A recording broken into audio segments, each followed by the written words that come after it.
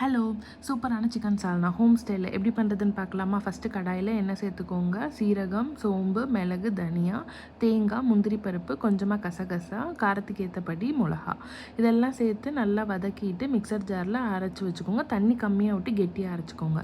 அதுக்கப்புறம் fried onions ready பண்ணி வச்சுக்கலாம். இப்போ ஃப்ரைட் ஆனியன்ஸ் நமக்கு ரெடி பண்ண எண்ணெயே இதுக்கு நம்ம யூஸ் பண்ணிக்கலாம்.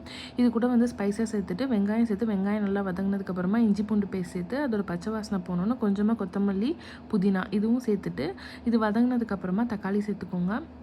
தக்காளி சேர்த்ததுக்கப்புறமா கொஞ்சமாக பிரியாணி மசாலா, மஞ்சள் தூள், மிளகாத்தூள், தனியாத்தூள் இதெல்லாம் சேர்த்து உப்பு சேர்த்து கொஞ்சம் பச்சை வாசனை போனதுக்கப்புறமா நம்ம அரைச்சி வச்சுருக்க மசாலா, ஃப்ரைட் ஆனியன்ஸ் எல்லாம் சேர்த்து நல்லா கிளறிக்கோங்க. இப்போ நான் கழுவி எடுத்து வச்சுருக்கேன் 1/2 கிலோ சிக்கன்.